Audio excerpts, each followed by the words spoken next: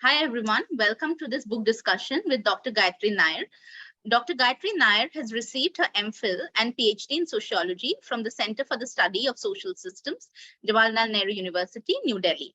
Her research interests lie in urban informal labor and livelihood patterns with an emphasis on the questions of technology, caste, and gender.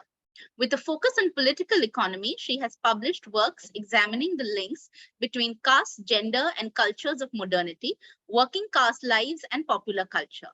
Her doctoral research has been published as a book, Set Adrift, Capitalist Transformations and Community Politics Along Mumbai's Shore by the Oxford University Press in 2021.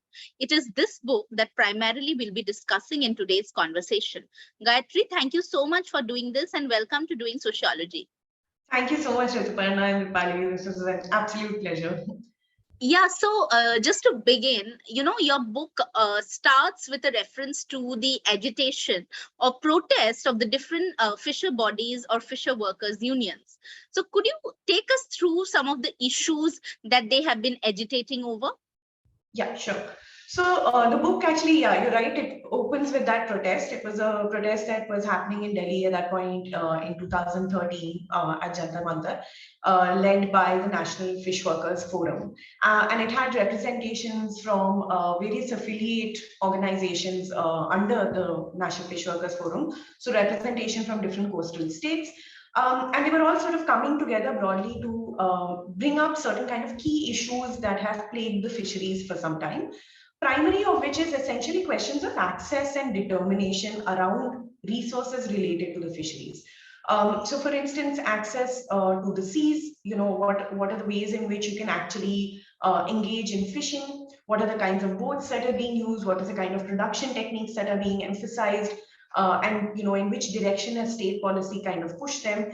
What does that actually mean for the fisher community itself? So the National Fish Workers Forum is a body that sort of pushes for the rights of small scale fishers. So a lot of this agitation and bringing together of these different unions and organizations from different states really has at its heart the question of the small scale fisher coming from traditional fishing communities. So it is about access both to seas, as I mentioned, through the kinds of technologies and what it enables. It's also about questions of access to coastal lands, and what are the kinds of development projects that have been going on, and whether that has kept in mind the needs and interests of fisher communities themselves, right? And then of course there are many multiple issues that are folded in within this. So for instance, for fisher women, a key issue that has always sort of come up has been about questions of access to credit. So it's not just about access to seas and land, it's also about access to credit. What are the kinds of ways in which they can bring that up? And women's organizations within the fisheries have tried to address those sort of questions. And one of the sort of ways in which those agitations were shaping was to actually make a demand to say that they required a separate ministry of fisheries, which at that point in 2013-14 was not present. In 2019, this ministry was actually created. And the point that these bodies were raising was to say that the state had not really understood or addressed the needs of the fisheries as a whole, or fisher communities at all. They were sort of collapsed under the umbrella of agriculture, and there was no real understanding of what these communities required. But 2019, we actually have a Ministry of Fisheries that has been created.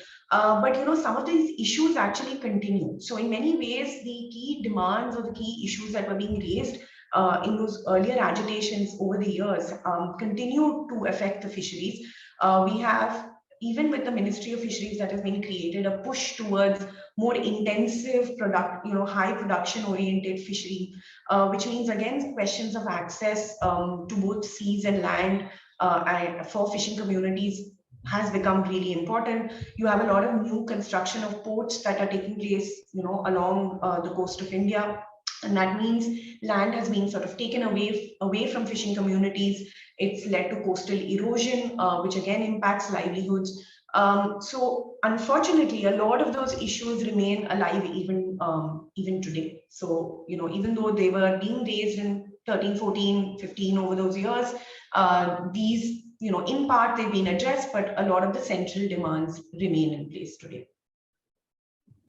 Uh, Gayatri, so a lot of these issues have emerged due to changes that have come about in production in fisheries. So could you discuss the transition to capitalist production in fisheries, particularly in the context of the fisheries of Mumbai that you've studied?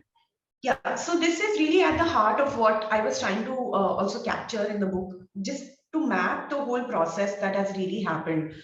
We actually have Ajanta Subramaniam's work on called Shorelines, which sort of tracks the same for Tamil Nadu. Mumbai and Bombay presidency also has a very interesting history. So this transition really starts from the colonial period. In 1921, the Bombay presidency actually commissioned a steam trawler, where they were really trying to push now for the first time for this kind of intensive fishing to actually take place. So new technology of trawl nets, introduction of motorized boats took place in 1933. So through the early 20th century, they were sort of strongly pushing for increasing the production that was taking place in the fisheries, right? And primarily through the introduction of new kind of technology. But a lot of these were then sort of considered as failed experiments by the colonial state. So Bombay presidency, they made these remarks, for instance, to suggest that none of this was working.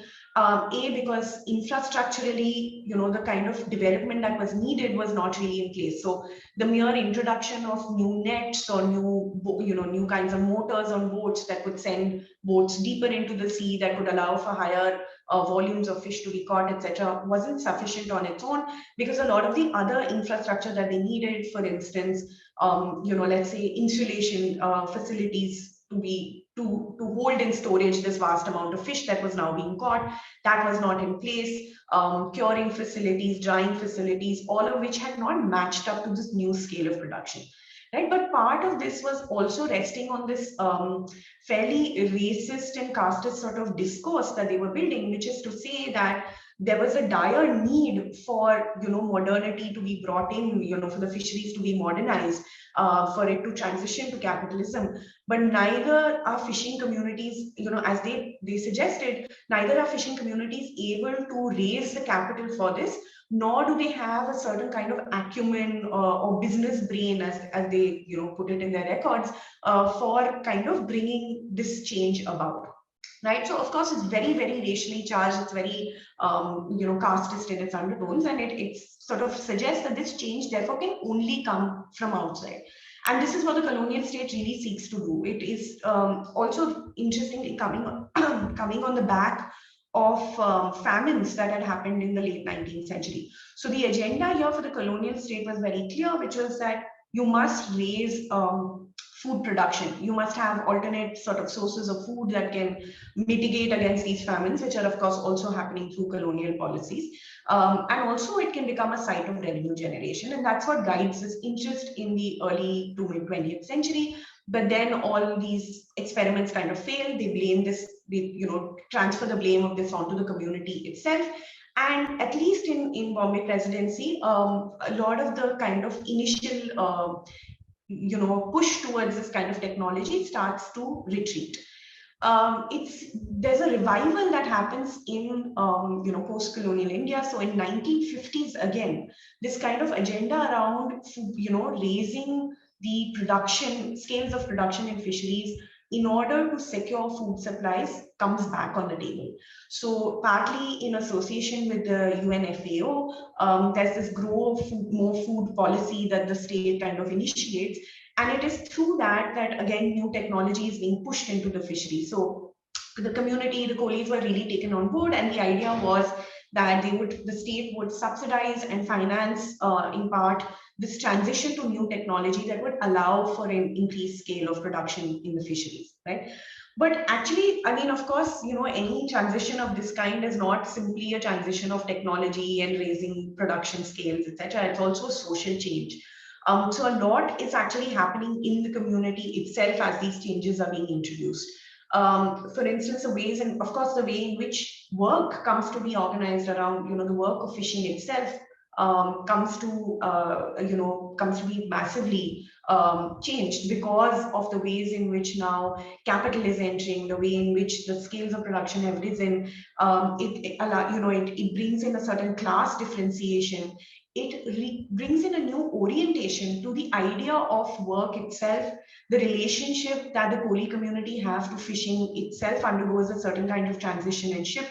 So earlier there was this idea about actually participating in this kind of work, right? Laboring and doing that kind of work of fishing as also a sense of pride with which the community associates with fishing. But over a period of time, as capitalism sort of enters the fisheries, the idea of associating work with work, at least for those who could afford to become the new, boat owning class in amongst the coolies, also now transitions out of laboring on boats and actually participating in that work, and it becomes more about a pride with the ability to actually control capital, raise capital, send boats out, successfully bring in a large catch of fish, etc. So a very, very fundamental shift in how they see their relationship to fishing itself starts coming about. And of course, there's also a change in various kinds of community organizations. So the entire idea of fishing cooperatives, which are a very, very important feature of the fisheries, no matter where you look in India. And this is actually a body that is introduced by the colonial state itself. And again, Ajanta Subramanian's work sort of captures this about how the Fisheries Bureau in Madras Presidency initiates this idea of the cooperative because they actually see individual ownership, which was present within the community, as not conducive to this transformation that they want. So very ironically, they were kind of pushing out of this idea of individual ownership and saying, no, let's have cooperatives being put in place into the fisheries. And these are now very, very important bodies in any fishing community. So it's not just to do with how, again, the work of fishing is organized, but they play a very central role in community life itself, right? Cooperatives can help with, purchasing of basic daily needs and commodities at times of when, finances are low, when monsoon bans are in place, things like that. So there's been an entire social transformation that has also accompanied, of course, this economic transition to a new scale of production that has taken place. And it has brought in new people into this form of work.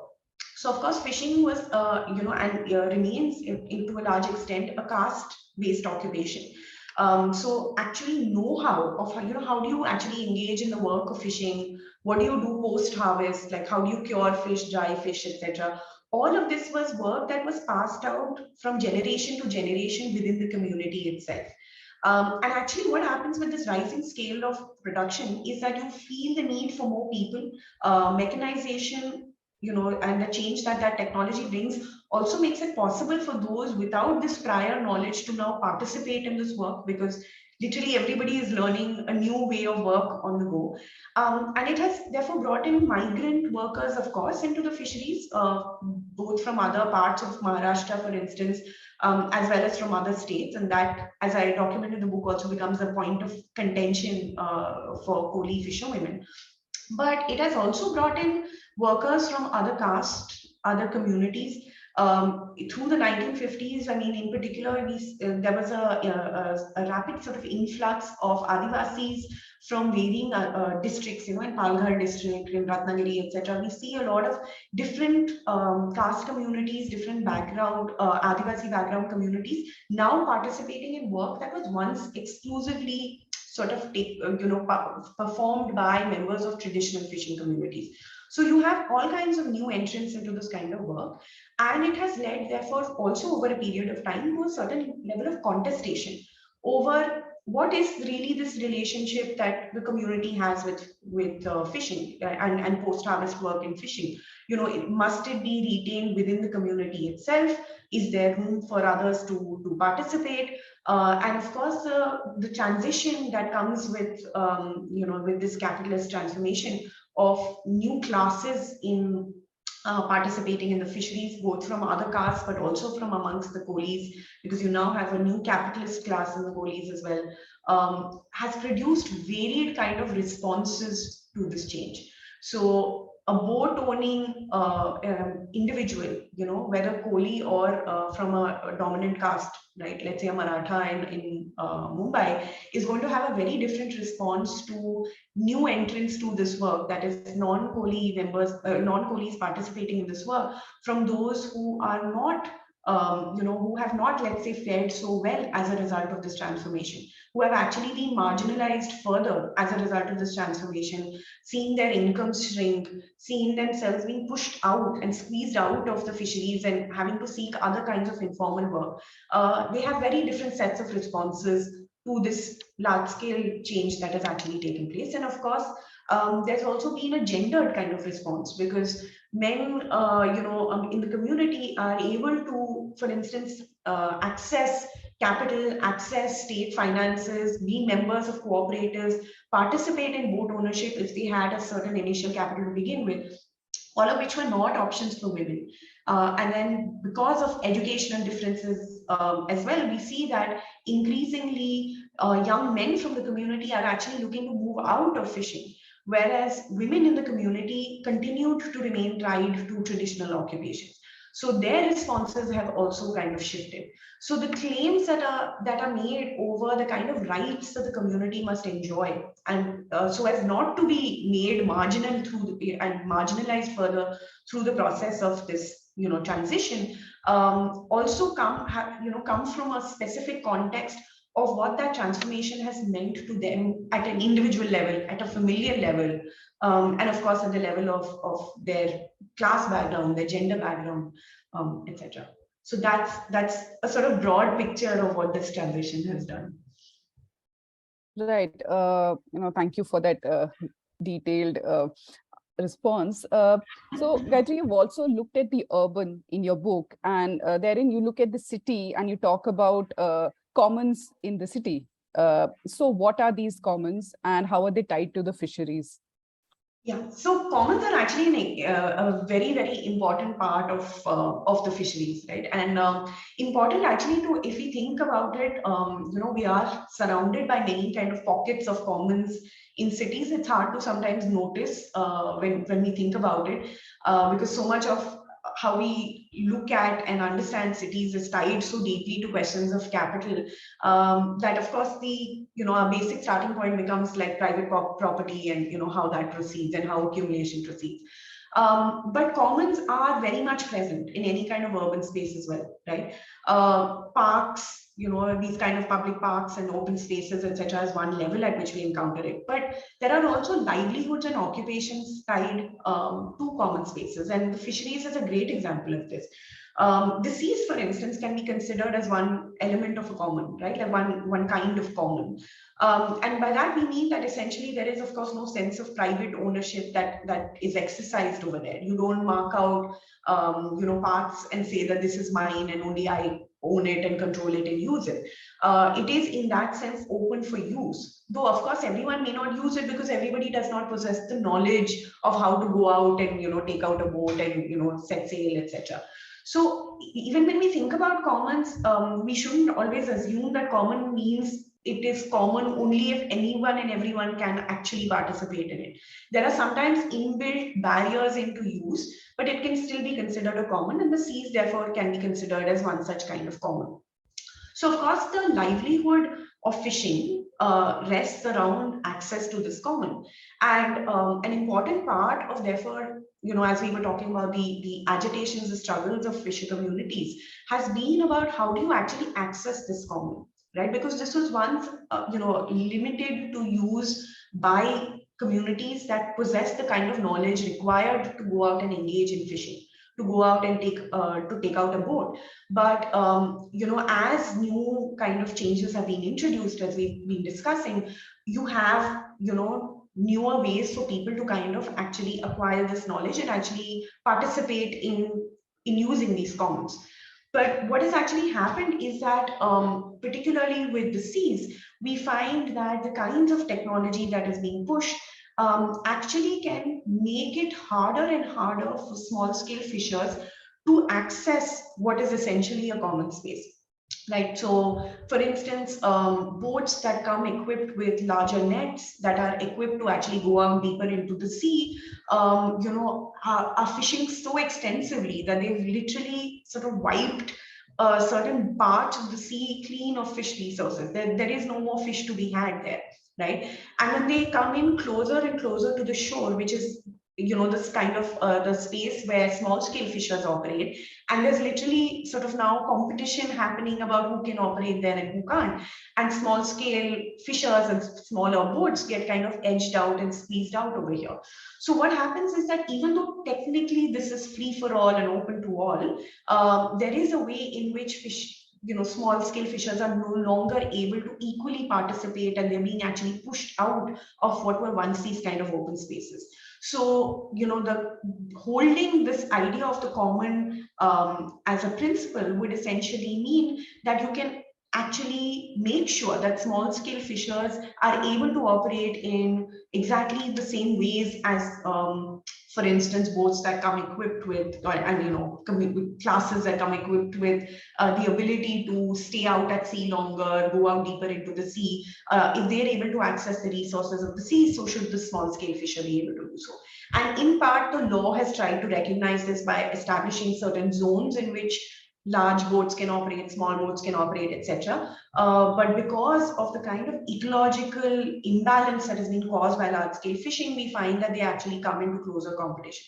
So, in that sense, then the seas don't remain as free and open as they once were to the traditional fishing communities.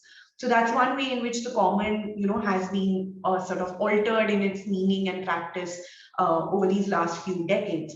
Another aspect is, of course, coastal land, which is very, very important part of the fisheries again, right?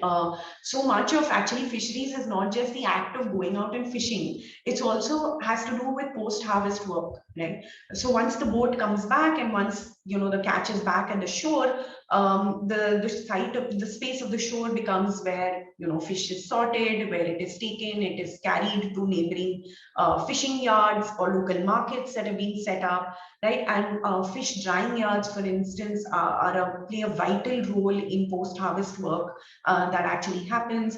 The space by the shore is a important social space. It's an important economic space. A lot of work gets carried on there. Mending of nets, boats are placed there. People interact. It's also these spaces where people actually meet and come together, and you might have cooperative offices set up there. So that kind of coastal land is also extremely vital to the life and livelihoods of the community. And again, because of certain kinds of processes, both urban processes, urbanization, gentrification, etc., these spaces are being lost. Also, because of the kind of development agenda that is being pushed through the fisheries. I think I'd mentioned this before, of large-scale ports being created, jetties being created. All of this kind of eats into the kind of common land that the community also holds. So there is a very real sense in which these commons are being lost to members of traditional fishing communities, where they're unable to kind of hold on to them. And of course, even as we kind of imagine urban commons, and there might be a separate kind of discourse that pushes for urban commons, right? We talk about greening of spaces. We talk about the creation of leisure spaces that can actually be open to everyone.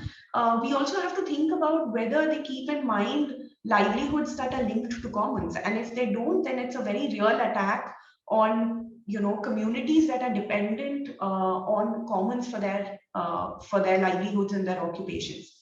So part of that discourse about commons, particularly in urban spaces, must also keep in mind whether or not it accommodates these very alternate visions of what the commons actually mean. So it may not just be a sea-facing promenade on which you can take a walk. It might also actually have to consider the kind of use that coastal land has for members of the fishing community. For instance, coolies in Mumbai. Right. You talk about the commons as well as urban spaces. So, how has urbanization or that process impacted the traditional fishing communities in Mumbai? It's had had a very, very integral role to play in shaping the life, the work, and the politics of the community in Mumbai. Of course, in Mumbai, land is a very contested, asset. It's an extremely valuable asset that people are always trying to sort of lay claim to in some ways. And because of the kind of key coastal land that the Koli community actually, has access to, right? They have really faced pressures on their living spaces and on their spaces of work. So, for instance, the drying yards that I was talking about are these like open spaces that you often have very near the shore, often very close to Koli settlements itself, right? And these are subject to a lot of pressures of land grabbing that takes place from private players, because it's a key real estate it has a lot of value in the real estate market, right? So it's a key asset to actually grab and hold on to. So the community faces a lot of pressure on their space, living and work spaces. That's one part of it. The other is, of course, through urbanization and living in the city, etc. I mean, pressures of income arise because cost of living in cities is always higher. So one of the kind of pressures that a lot of fish workers spoke about was about actually just living and raising families in the city, which, when the fisheries is itself leaning heavily in favor of a more capital intensive form of production and squeezing out the small scale fishers, then it becomes harder and harder for these communities to hold on to different and alternative ways of fishing, because they simply cannot sustain anymore. So there's also that kind of pressure that operates. And of course, very centrally, one of the things that I focus on in the book as well is around these kind of redevelopment policies that are often exercised in cities. And in Mumbai, we see this in the form of market redevelopment. So the municipal corporation in Mumbai decided to redevelop markets, which is a very, very key site for fisher women who went fish from these kind of old historic market spaces. And what this kind of process of redevelopment does is that it sets in motion a process of gentrification through which certain kinds of occupations, certain kinds of livelihoods, and certain kinds of people are pushed out of key urban spaces. So women, for instance, have had to actually come together, collectivize, to actually push back against a process that was in many ways could have been vital in simply evicting them from the heart of the city, which are these markets, right? So they've actually had to push back against these market redevelopment policies. They've had pushed to have representation when these market redevelopments are actually being undertaken, to make sure that they continue to have a space within these markets, that they can continue to practice their livelihoods and occupations in the way they want to. So these broad processes that put certain kinds of spatial pressures have played a very, very central role in defining the way in which coolies have experienced both a transition in the fisheries, but also transitions in the city. And therefore, a lot of their politics has been both about laying claim to back on the fisheries and saying that they have rights over it which ought to be recognized, given that they've historically practiced fishing, but also about a recognition of their place within the city itself. Because the process of urbanization has really pushed them to the margins, both spatially, economically and socially, right? And so their politics has been informed by this idea of laying claim to the city, which has also meant that in its early periods, when collective action was beginning amongst the coolies in a very concerted way, it came very closely aligned with the politics of the Shiv Sena, which was a lot to do with the rights of, recognizing the rights of natives of Mumbai to the city, right? And of course, they didn't only have in mind the coolies, they had in mind the Maharashtrians, the Marathi speaking castes and classes. But it aligned quite closely with what the coolies were trying to do, which was essentially to lay claim to the city in a certain kind of way, and through that lay claim back to their livelihoods and occupations. Of course, that alignment no longer stands, and there's been some amount of distance and differentiation that's come in, partly because of the work of different kinds of fisher organizations, the National Fish Workers Forum, the Maharashtra Machimar Krithi Samiti, etc. But therefore also the politics of nativism that was there in the city in some ways kind of informed and borrowed from, but also informed the politics of the police themselves. So urbanization is very, very integrally kind of linked to the contemporary situation of the police, but also historically it has made a difference in, again, how they've experienced questions of access to land, access to living spaces, etc. It's been a community that's been evicted, removed, relocated. They've had to reclaim land in many parts of Mumbai in order to simply set up settlements. So they've really been at the margins of this kind of process. And a lot of their politics, I think, therefore, is about reclaiming that process of urbanization also, so that they have a stronger voice in it. Right. So could you also talk about the sex-based division of labor in the fisheries, and if there have been any transformation in women's work in the fisheries over the years?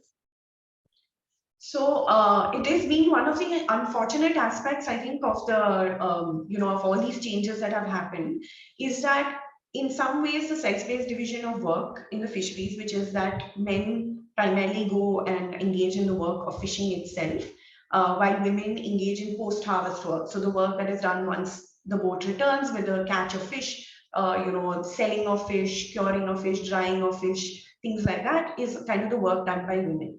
And anecdotally, I would sort of come across accounts, and people would tell me about memories from their childhood, for instance, where it wasn't only men who would go out on boats. They could recollect women of their family fishing in the creeks of Mumbai, on boats, etc. But it's not something that actually I could find any. I mean, in the contemporary period, at least, the sex-based division stands pretty stark. So it may have been different before, but broadly, the sex-based division has been followed. And interestingly, when the transition or the transformation is imagined both by the colonial state as well as the post-colonial state in the fisheries, this sex-based division of labor is something that they just took as a given, and there was very little attention paid to any kind of question of post-harvest work. So all that is on the agenda of the colonial state as well as the post-colonial state was a transformation in the fishery, in fishing itself, by which they came to understand a transition in the fisheries, right? Without thinking about any change to be made in the kind of work that women engage with. And of course, has parallels with what we've seen with the Green Revolution and agriculture as well, where a lot of women's work kind of gets relegated, and it's an afterthought about what actually happens there. What we find here, therefore, is that there's the entire kind of push towards, let's say, putting out new kinds of boats, new trawlers, new nets that would actually increase the scale of production, forming cooperatives of owners who will come together and operate these boats. All of this, when the state kind of puts out in terms of policies, has in mind the fisherman, right, who is going to be the central figure of this kind of transformation. And like I mentioned, very little attention paid to what is happening with women's work. So there was no introduction of new technology with women's work, right? There is no significant transition that happens at the same time when we see the introduction of new technology happening in fishing. But of course, women experience the impact of these changes. So when fishing undergoes this kind of transition, and you have a new way in which fishing has come to be organized, women experience a very, very significant pushback because they were key players in the fisheries as well. They would go out and buy fish at auctions, take it to local markets, sell it in those markets. A lot of the financial control of fisheries, fishing households was like really operated by women, because they were the ones, at least previously, controlling cash within the household, because they were the ones going out into markets and selling fish, right? Then there's curing work, that work of drying, etc., converting it into different kinds of products, which is a more recent kind of change. All of this meant that women were now competing in a certain kind of changed market with new entrants, new players. You had companies that were looking to export large volumes of fish to different countries, right? That were also now part of this market of buying fish. And here was a fisherwoman who had not been backed by the state policies in any kind of way to compete with them. So access to credit becomes essential for fisherwomen. And there was absolutely no source of that credit to be had at a time when these significant changes were really happening.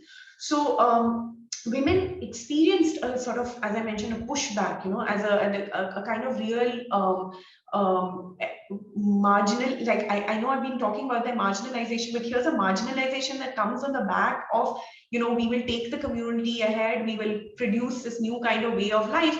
And they completely forgot about what was going to happen to women's work and women's lives within it, right? So it was women who had to actually come together for themselves and kind of change the ways in which they could actually now operate in the fisheries, because if they were to survive, they had to kind of come up with these solutions for themselves. So credit cooperatives, for instance, initiated and started by fisherwomen themselves, became very, very important to their continuation within the fisheries. Over a period of time, of course, the state kind of begins to engage with fisherwomen. So they start training programs for value-added products, like, you can make fish chips, you can make fish pickles, etc. But you can see again how the state keeps in mind this sex-based division of labor, even in conceiving of these training programs, because for men, the training programs have more to do with how to work on the boat, run the boats, etc.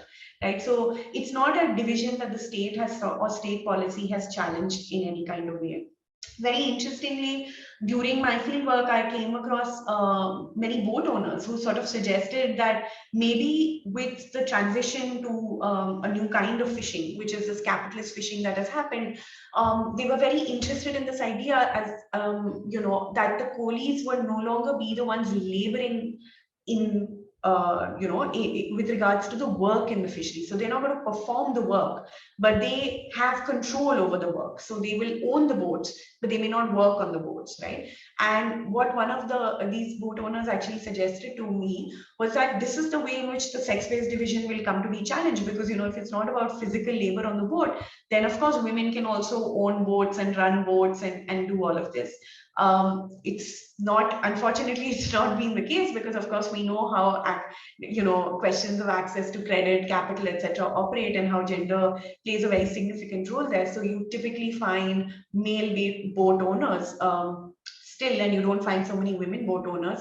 But I think what the interesting change that has happened is that women's collectives have really grown, and in Mumbai that has been a very, very important kind of development. Lot of push and energy towards starting women-specific organizations, whether those were cooperatives, because again, fishing cooperatives tend to be bodies that are dominated not just by men but by boat-owning men, right? So they were posing new kinds of alternatives that were challenges to both the class dynamics and gender dynamics of these existing kind of institutions. They were talking about starting fishing cooperatives that would be exclusive to women. They wanted to, and I document this in the book, it was a time when they were talking about starting fishing unions that would be specific to women's issues and bring up the kind of questions that the women from the community faced, and the needs that they wanted met, which included questions of market spaces, which was the key site for them, and which had not featured centrally, in the agenda of the fisher movements until then. So the transformation really produces no fundamental shift in the sex-based division of work, but produces many other kinds of shifts and changes. And I think central to that would be the kind of thrust towards political organization that has happened amongst the fisherwomen in Mumbai. Right. So, Gayatri, you've talked about the Fish Workers Union. You also mentioned the women's collectives which have come up. But my question to you is on how the struggles of these unions are located. How would you locate them in the present context? And how are they also, associated, or is there no association as such with the other social movements that have been taking place in the present times? Right. So let me kind of break that into two parts. One is like in the book itself, I talk, I think, a fair bit about a particular kind of struggle that was emerging amongst fisher women, which was about an early contestation through the period of the late 90s, early 2000s, about new migrants, migrants entering fishing work and how they were kind of pushing back against that. So just in terms of that, I think one of the things that I was trying to do by focusing on that struggle and that aspect of the movement was to highlight this question of laying claim to both livelihoods and cities at a time when you have been relegated to the margins by state policy, by the workings of new changes in the fisheries itself, but also to kind of consider the ways in which how social movements frame certain kinds of demands and how that operates both at a broader sort of level, and how it kind of comes to be localized and specified in certain kinds of contexts. So the broader demand of the fisher movement, which was about traditional fishing communities holding on rights to work, and rights to the fisheries in the specific context of Mumbai and specific context of late 90s, early 2000s, gets translated as a sort of demand to push out migrants, specifically, North Indian migrants, out of the work in the fisheries, right? But over a period of time, as I mentioned, because women's issues then come to be foregrounded and center staged as part of the fisher movement in Mumbai itself, you find that the articulation begins to shift. And so it's no longer necessarily focused so much on the figure of the migrant or the figure of the of another who has kind of entered and snatched away their work, but it is now more broadly about, within this kind of changed city, within this kind of changed fisheries, how do we actually lay claim to our continuing rights on these key resources and this key form of work. In that sense, therefore, I think what the fisher movement does is really sort of address some of the most central and burning questions of our time. I think if we look around the world and we look around the country, the biggest sort of struggles that we have are struggles of working people and struggles around ecological, resources. And this is precisely what the fisher movement kind of pushes, to say that these are not isolated questions, that we need to bring them together. And we also need to think about what our future entails by paying attention to what is happening to our commons, to our ecological resources, and to our working class communities and castes who are engaged and who are being socially and historically marginalized through processes of work. So they're able to kind of bring this together, and therefore I think the fisher movement is also highlighting some of these questions in newer ways now, right? A key part of the agenda of the fisher movement today is about questions of climate change, because fisher communities are the communities who are at the forefront of experiencing the effects of climate change, right? In a very kind of real sense. For instance, major weather events that happen, cyclones, happening, etc., impact fisher communities. If there are weather warnings given, there are fewer days that you can go out and actually fish, which means again livelihoods are impacted. So they are really experiencing all of this firsthand, right? Erosion of the coastal lands, erosion of beaches, all of this impacts communities, but it's also a telltale sign of what is happening in terms of the sort of our ecological status right now, and the fact that we're really precarious at the moment in terms of what our future looks like and what our contemporary moment can actually produce in terms of a change. So by highlighting these kinds of questions, I think they have really tapped in, they are at the forefront of bringing up some of the most vital questions of our times, but also therefore link to related social movements around questions of development, around questions of access to resources, around questions of resource dependent communities and how they kind of exercise and live, and of course within them, bringing up questions of I don't know, in a way, kind of future proofing ourselves, right? How do we make sure that we actually survive and continue? And how do we make sure that it's not just a certain section that survives and continues, but actually we can take even those who've been rendered most marginal along with us and actually make sure that all of us kind of come through this. So I think they have played a very important role, but particularly now that we have more attention to questions of climate change, I think we need to be paying heed to what these movements are telling us. Finally, we'd like to know from you your experiences of doing field work for this study. Also, if you could share some of the challenges that you faced while doing your field work.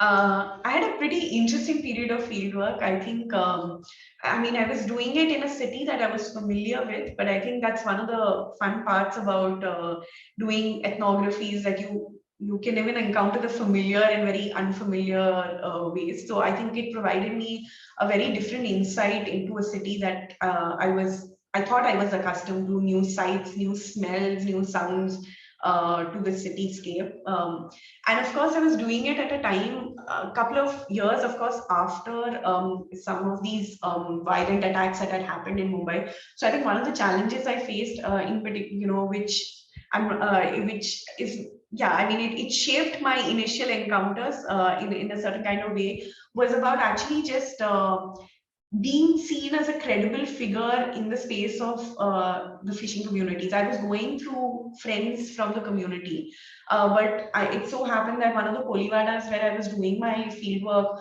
was where one of the boats had landed during the 2006 attack on Mumbai. And so there was a lot of police pressure that the community always faced about the entrance, or about new outsiders coming in and, making inquiries and asking questions. And here I was, like, walking around house to house trying to just talk to people.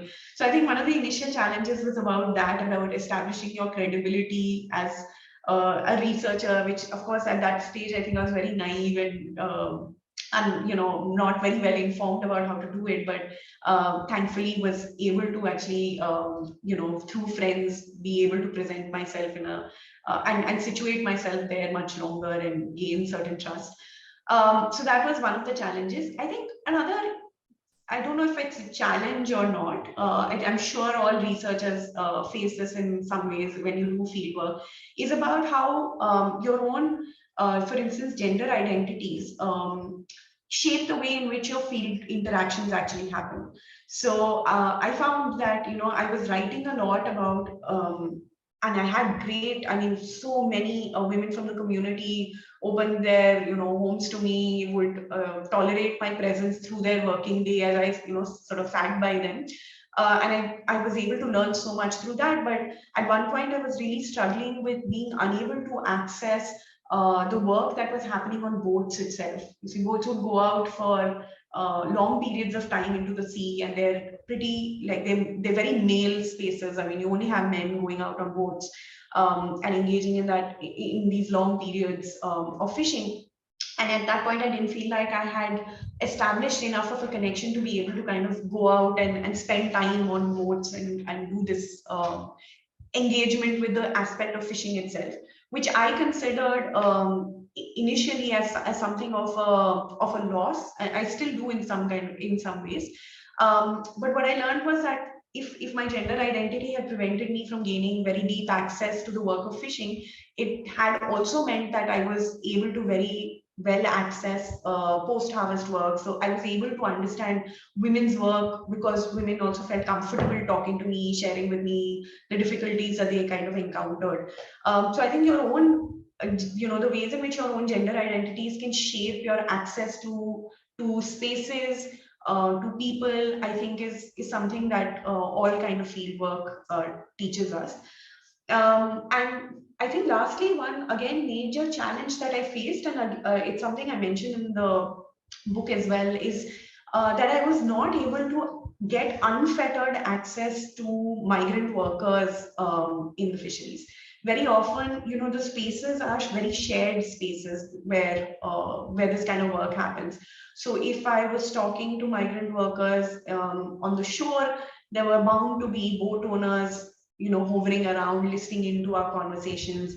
And because of the way in which their workday was organized, there was no real other space or time that they could spare to talk to me. There were also a set of, people participating in the fisheries in vending work, for instance, who would go around door to door. And because there was no sort of fixed space, again, I had no way to kind of access this community or subsection within the fishers themselves. So I think there were certain elements of the community of fishing work that I was unable to access. And that remains as, of course, something that I regret. But again, it teaches you that, you know, you go in, when you think you do fieldwork, you've painted a picture in your mind about how you're going to do it, and you think that the field will just open itself up and, you know, everything will be possible. And I think, of course, one of the things that one learns when you actually go and do fieldwork is that the field is, of course, already present in so many ways, right? And you are finding your way within it rather than you setting out new territories and, you know, charting new directions, etc. So you have to kind of learn how to accommodate those things as you go along. So yeah, those are some of the key challenges. But of course, um, as all fieldwork, it's challenging, but it's always a great experience to be able to do it. Thank you so much, Gayatri, for discussing your very interesting ethnographic work with us, as well as laying out the theoretical and conceptual frameworks that you have used and the challenges in fieldwork. So I would like to once again thank you for giving us the time and effort. Thank you so much for having me. I mean, I love this conversation.